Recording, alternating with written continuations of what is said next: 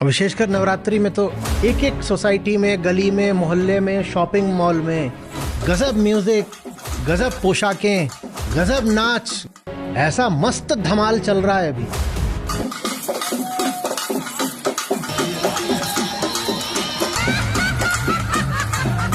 कि जिन लोगों का धर्म से दूर दूर तक कोई लेना देना नहीं, वो भी धार्मिक हुए जा रहे हैं। 10-12 साल के बच्चे को सोशल मीडिया पर गुरु बना करके बैठा दिया जाता है। तुम 10-12 साल के बच्चों की बात कर रहे हो, यहाँ 4-4 साल के बच्चे बन के घूम रहे हैं, बाल कथावाचक, बाल गुरु, एक से एक गुरु जी घूम रहे हैं। उन्होंने अपने बारे में प्रचारित कर रखा है। मैं 3 साल का था, मैंने सारे वेद कंठस्थ कर लिए थे। कोई वजह है ना कि भारत तरक्की नहीं कर पा रहा। नमस्ते आचार्य जी।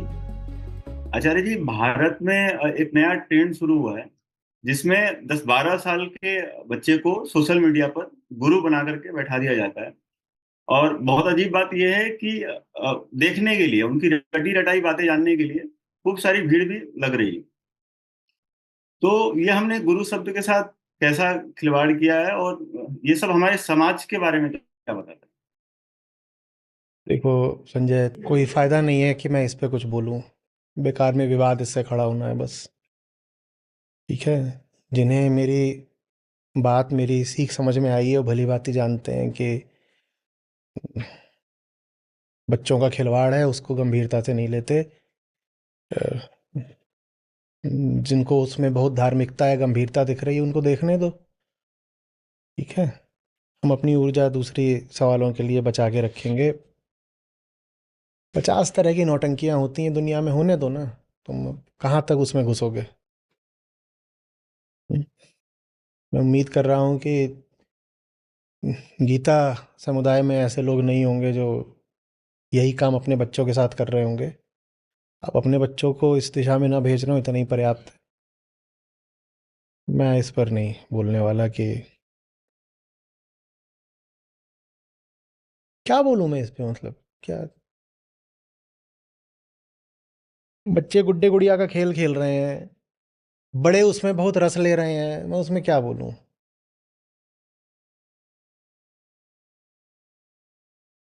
जितनी बार मुझे इन मुद्दों पर बोलना पड़ता है ना, थोड़ा मुझे भी नीचे गिरना पड़ता है। कितना नीचे गिरूं?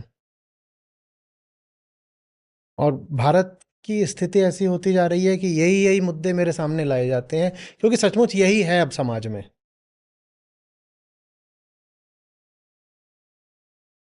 कोई बड़ा ऊंचा मुद्दा है ही नहीं जिसकी बात हो। यहाँ कौन आकर के मुझसे कह रहा है कि ये लीजिए,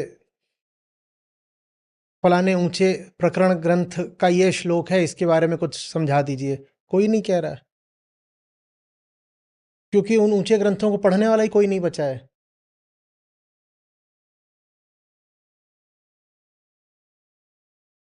कौन आकर के मुझसे पूछ रहा है कि क्या एग्जिस्टेंशियलिज्म की तार्किक निष्पत्ति अद्वैत वेदांत में है? ये प्रश्न ही किसी का नहीं है,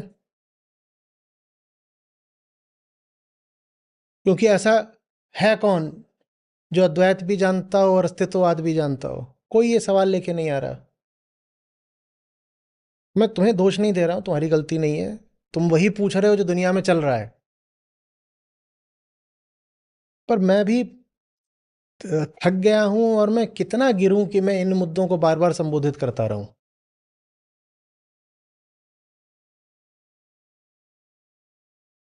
तो मुझे इन बातों को गंभीरता से लेना भी एक तरह से अपनी गरिमा को खोने की बात है।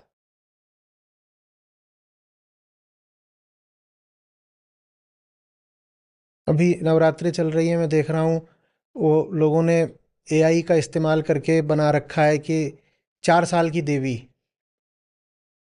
पूरा का पूरा एक वीडियो था कि देवी हैं, और वो पता नहीं कहाँ से एक फ्लाइट आई है, 4 साल की देवी उससे उतरी हैं, और एक छोटा सा उनका बाघ भी है, बाघू, और एक उनकी ट्रॉली है, और वो देवी वहाँ से उतर रही हैं और आ रही हैं, और उसके बाद वो जा रही हैं और मंदिर में बैठेंगी। हर चीज़ को हम इन्फेंटलाइज कर रहे हैं।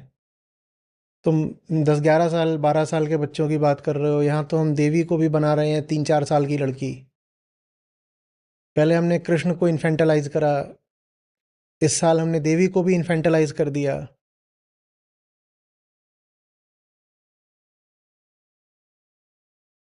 क्योंकि हम बड़े नहीं होना चाहते ना, तो अपने आराध्यों को भी छोटा बना लेते हैं।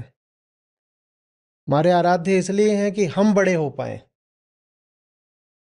पर हमें नहीं बड़ा होना। हम ऐसा घातक हमारा अहंकार है, हम कहते हैं हमें नहीं बड़ा होना, मैं अपनी देवी को, अपने आराध्य को, अपने देवता को, अपने कृष्ण को भी छोटा बना लूंगा। तुम गौर करना कि हमारे जितने आराध्य हैं, हम सबके बाल रूपों को ही और ज्यादा विस्तार देते जा रहे हैं। राम हो, कृष्ण हो, और अब चाहे देवी हो, क्योंकि उनका जो विकसित वयस्क रूप है वो हमारे छुटपन को और हमारी क्षुद्रता को चुनौती देता है ना। वो हमारे सामने हमारा अपमान करता है। हम इतने छोटे से रह गए हैं और हमारे सामने आ जाएं बिल्कुल कि जैसे सचमुच थे राम, और जो सचमुच रौद्र रूप है दुर्गा का, तो बात हमें अपमान की लगती है कि ये तो इतने बड़े, हम इतने छोटे। तो हम क्या करते हैं, हम उनको ही छोटा बना देते हैं ताकि वो हमारे हाथ का अब खिलवाड़ बन जाए, हमारे हाथ का अब वो खिलौना बन जाए।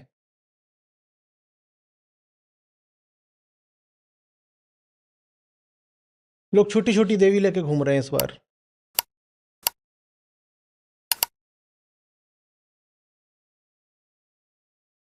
यहाँ हमारी देवी वो हैं जो महिषासुर पे चढ़ बैठी। ये चंडमुंड को काटने में जिन्हें समय नहीं लगा, और जब उनका वर्णन आता है तो वर्णन ऐसे किया जाता है कि उसने पहाड़ जैसा रूप अपना बना लिया। तो देवी ने अट्टहास करके कहा ले, और पहाड़ को ही ध्वस्त कर दिया।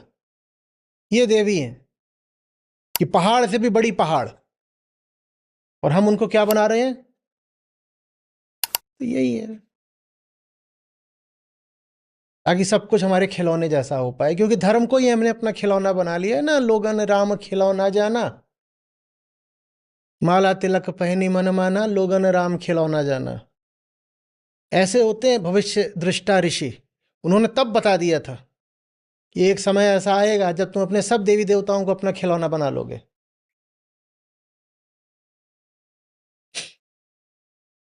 शिव पार्वती को ही बना लिया है, नन्हू नन्हू बिल्कुल बना लिया है। किसी को हम नहीं छोड़ रहे हैं। हमारे गंदे हाथों का स्पर्श हमारे सब आराध्यों को गंदा किए दे रहा है।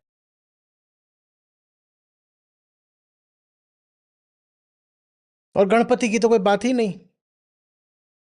उनके साथ तो जो हमने मजाक करा है उसकी तो कोई इंतहा ही नहीं।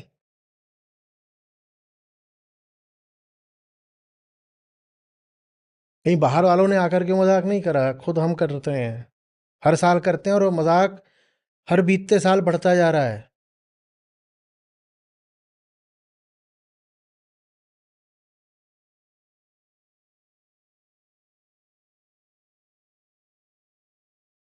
लोक धर्म का मतलब ही यही है। धर्म जो अहंकार की कठपुतली हो उसको कहते हैं लोक धर्म। 99.99% लोग जिस धर्म का पालन करते हैं वो लोक धर्म है, धर्म नहीं है वो ऐसा धर्म है जो लोगों की आदतों और संस्कृति के वशीभूत है, उसको कहते हैं लोक धर्म। लोग कहते हैं जो मेरी आदत है उसी आदत के पीछे पीछे मेरे धर्म को चलना होगा, जो मेरा अहंकार है, जो मेरी कामना है, जो मेरी धारणा है, उसी के पीछे पीछे धर्म को चलना होगा। ये लोक धर्म है। ये लोक धर्म वास्तविक धर्म का कोई विकृत रूप नहीं है, ये वास्तविक धर्म का विपरीत है। ये ऐसा नहीं है कि वास्तविक धर्म में कोई छोटा मोटा विकार आ गया तो लोक धर्म बन गया। वास्तविक धर्म को जो चीज जड़ से खत्म कर देना चाहती है उसको बोलते हैं लोक धर्म।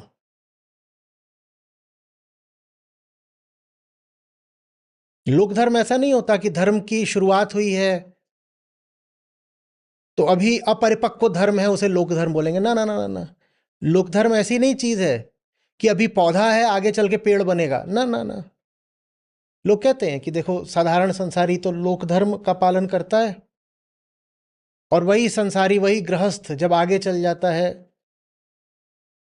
और सन्यास आश्रम में प्रवेश करता है या वानप्रस्थ, तो फिर वो वास्तविक धर्म को पाता है। तो वो ऐसा दिखाना चाहते हैं कि जैसे ये मामला क्रमिक है, सीक्वेंशियल है।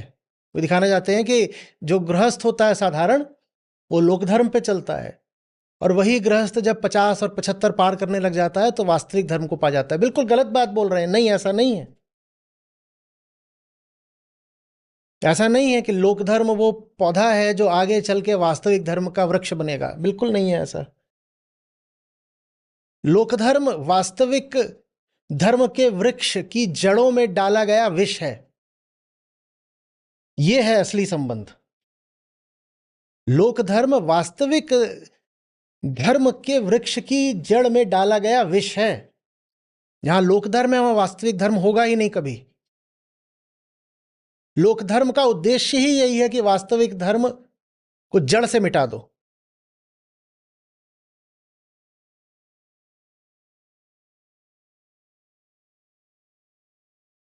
अहंकार को कितना अच्छा लगता है ना, मैं बड़ा हूं, मैं पुरुष हूं, और मैं ऐसे छोटी उंगली थाम करके रामलला को लेके जा रहा हूं, बड़ा अच्छा लगता है। या कि छोटे से कृष्ण है और उनको मैं ऐसे अपने ऐसे लेके जा रहा हूं, या छोटी सी देवी है और उनको गोद में मैंने ले रखा है, बड़ा अच्छा लगता है। मैं बड़ा हूं, मेरे आराध्य छोटे हैं। अहंकार बड़ा है, सत्य छोटा है।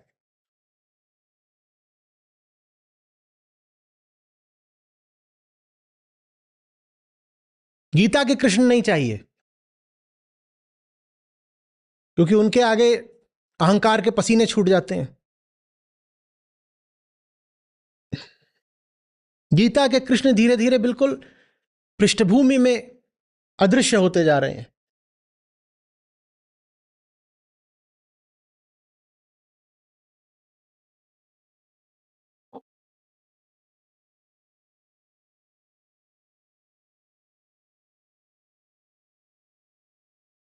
जो बिल्कुल किसी की पकड़ में ना आने वाले देव हैं, महादेव, हमने उनको तक नहीं छोड़ा। कि वो, उनको तो ये भी नहीं है कि वो समाज के बीच बसते हों। मथुरा, वृंदावन, द्वारका, अयोध्या कुछ नहीं, वो कहां जाके बैठे हैं? वो वहां कैलाश पे ऊपर जाकर के बैठे हैं, जहां कोई उनको छू ही ना पाए, पहुंच ही ना पाए। हमने उनको भी सामाजिक बना दिया है।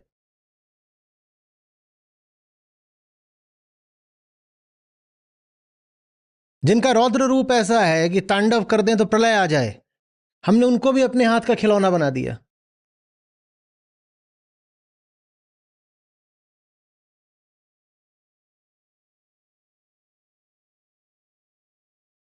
सब खिलौना ही खिलौना है, खेलो, मनोरंजन।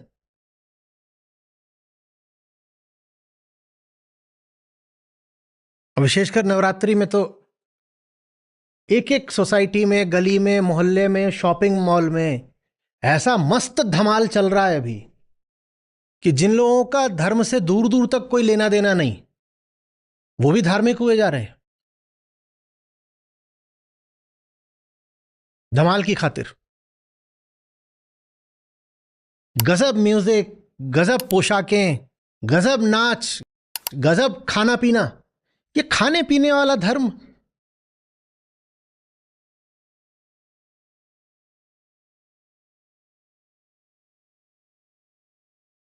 तीन तीन महीने पहले से, छह छह महीने पहले से महिलाएं तैयारी कर रही हैं, वो सीख रही हैं कि डांडिया ऐसे। और ये कौन है जिन्हें धर्म से कोई मतलब नहीं, पर इन्हें मनोरंजन करना है, इन्हें सेल्फी खींचनी है, इन्हें अपने वीडियो डालने हैं, लड़कियों को लड़कों को रिझाना है, लड़कों को आंखें सेकनी है। ये सब चल रहा है धर्म के नाम पे। और हम कितना पाखंड करेंगे अगर हम इस बात को स्वीकार नहीं करना चाहते तो। मैं बोल रहा हूं, बहुत लोगों को मोरल आउटरेज हो रही होगी, अरे ये क्या बोल दिया। तो ये कब तक पाखंड करना है? सबसे बड़ा पाखंडी तो आम आदमी खुद होता है, सामने की सच्चाई को स्वीकार नहीं कर रहा।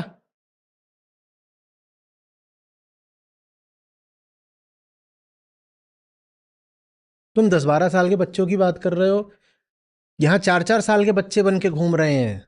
बाल कथावाचक, बाल गुरु, किसी को बाल अवतार भी बना दिया होगा, मुझे मालूम नहीं है। 3-3 साल वाले भी हैं। 12 साल तो तुमने कहा, 12 साल तो बहुत बड़ा होता है।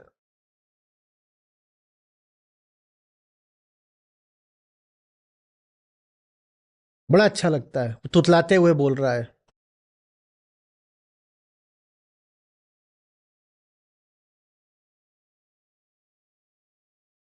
एक से एक गुरुजी घूम रहे हैं, उन्होंने अपने बारे में प्रचारित कर रखा है। मैं 3 साल का था, मैंने सारे वेद कंठस्थ कर लिए थे। मैं 5 साल का था, मुझे गीता के लगभग 750 श्लोक याद थे।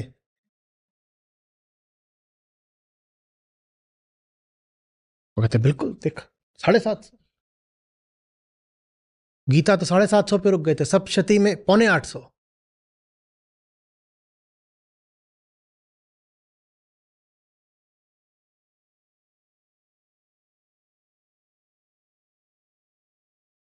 कोई वजह है ना कि भारत तरक्की नहीं कर पा रहा? कोई वजह है ना? प्रति व्यक्ति आय में हम आज भी विश्व के आखिरी देशों में आते हैं, कोई वजह है ना?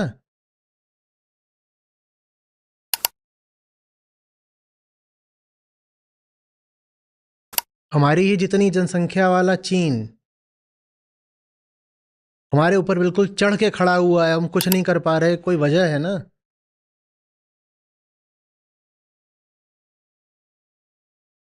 वो वजह यही है, धर्म की विकृति। जब तक भारत का लोक धर्म, भारत की संस्कृति के पीछे पीछे चलेगा, समस्या बनी रहेगी। क्योंकि संस्कृति आप जिसको बोलते हो वो बस आपकी बिगड़ी हुई आदतों का दूसरा नाम है। किसी वजह से आप जो व्यवहार करना शुरू कर देते हो उसको आप संस्कृति का नाम दे देते हो। ऐसी संस्कृति जो हर 100-50 साल में और हर 50 किलोमीटर पे बदलती रहती है।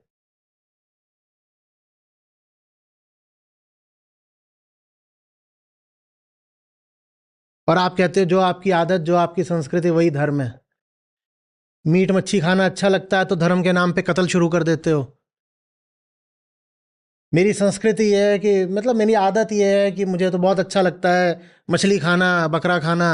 तो त्योहार आया नहीं कि कटना शुरू, रामनवमी काट दिया, नवदुर्गा काट दिया, दशहरा काट दिया। आदत मेरी पहले आती है, स्वाद मेरा पहले आता है, धर्म पीछे आता है। भारत धार्मिक देश है, ठीक ऐसे ही बोलते हैं ना हम। तो जब तक ये लोक धर्म नहीं सुधरेगा तब तक भारत भी नहीं सुधर सकता। या तो ऐसा होता कि भारत को धर्म से कोई लेना देना नहीं होता, पर भारत को धर्म से सरोकार है, जो कि अच्छी बात भी हो सकती थी अगर हमारा धर्म वास्तविक धर्म होता। पर हमने वास्तविक धर्म को तो एक तरफ रख दिया है और न जाने धर्म के नाम पे क्या चला रहे हैं, फिर इसीलिए सारा हमारा पिछड़ापन है।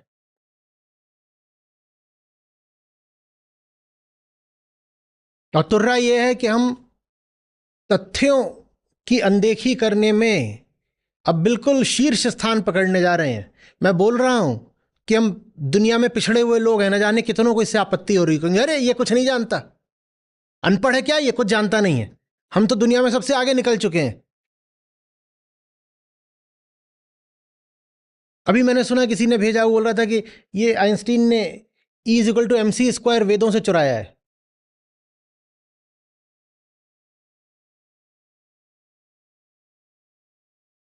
ये वो आदमी होगा जिसको ना स्पेशल थ्योरी पता होगी ना जनरल थ्योरी पता होगी। छोड़ो, इससे पूछ दो रिलेटिविटी क्या होती है, इसको ये भी नहीं पता। इससे साफ कह दो कि तू समझा रिलेटिविटी माने क्या, तू समझा यूनिवर्स का जो मॉडल दिया आइंस्टीन ने वो क्या है, बता दे। पर अब हम इस चीज में बिल्कुल दुनिया में नंबर 1 हो रहे हैं कि हम तो पहले ही सबसे ठीक है, हम पिछड़े हुए थोड़े ही हैं। सब कुछ तो हमारे शास्त्रों में पहले ही लिखा हुआ। तुम कोई चीज लेकर शास्त्र में लिखा हुआ था, बताओ कि पश्चिम कितना आगे है तुमसे, बोलो हमसे चुरा के ले गए हैं। एक तो तुम पिछड़े हुए हो और दूसरे तुम झूठे हो। तुम अपने पिछड़ेपन को स्वीकार भी नहीं कर रहे, तुम अपने पिछड़ेपन को ही गौरवान्वित कर रहे हो। और तुम्हारे सारे पिछड़ेपन का मूल है जो तुमने धर्म के साथ बदतमीजी करी है। धर्म वो ताकत होती है जो इंसान को उठाती है। तुमने उस ताकत को ही अपाहिज कर दिया, तुम उठोगे कैसे?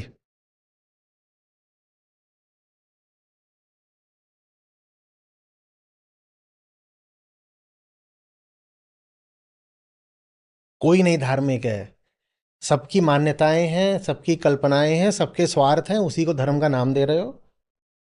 कोई नहीं धार्मिक बैठा है यहां पे। धर्म के नाम पर अपनी अपनी रोटियां सेक रहे हैं सब, और कुछ नहीं है।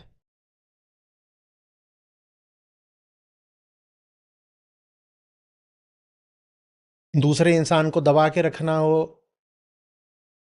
उससे बिना बात की कम पैसे की मेहनत मजदूरी करानी हो, तो बोल दो हमारे धर्म में ऐसा लिखा है कि तुझे करना पड़ेगा, तू छोटे वर्ण का है। स्त्री को दबा के रखना हो, उससे अपनी सारी कामना वासना पूरी करनी हो, तो बोल दो शास्त्रों में लिखा है कि तेरे लिए पति के चरणों में ही स्वर्ग है। तुम्हें अपनी कामनाएं वासनाएं पूरी करनी है, इसके लिए तुम धर्म का सहारा लेते हो। ये धर्म कोई धर्म थोड़ी है। वास्तविक धर्म से तुम्हें कोई लेना देना नहीं। मैं तुमसे गीता वेदांत उपनिषद की बात करूं तो तुम चिहुक जाते हो।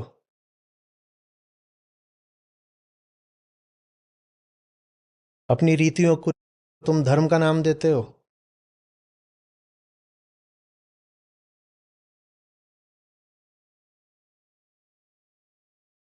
इन मुद्दों पर मत बोल बोल के भी मैं थक सा रहा हूं।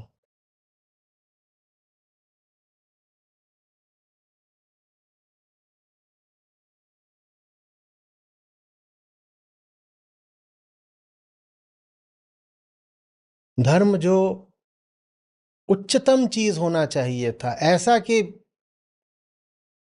इंसान ऐसे देखे तो धर्म दिखाई दे। जिंदगी की सबसे ऊंची बात जो हमारी हस्ती को ऊंचाई दे दे, धर्म वो चीज होना चाहिए था ना। और हमने धर्म को बिल्कुल गंवारों की चीज बना दिया है।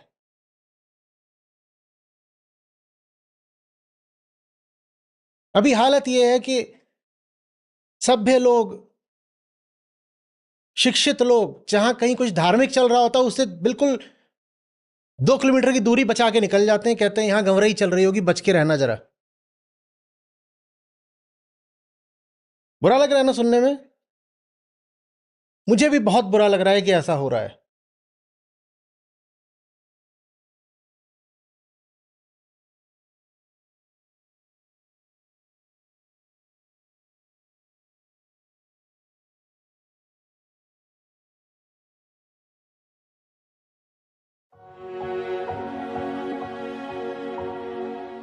नमस्ते, मेरा नाम शिखा है। मैं एमबीबीएस की छात्रा हूँ। मैं गीता सत्रों से दिसंबर 23 से जुड़ी हूँ।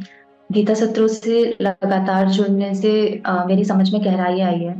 मैं खुद को और संसार को पहले से अधिक ज्यादा देख पाती हूँ, ज्यादा समझ पाती हूँ।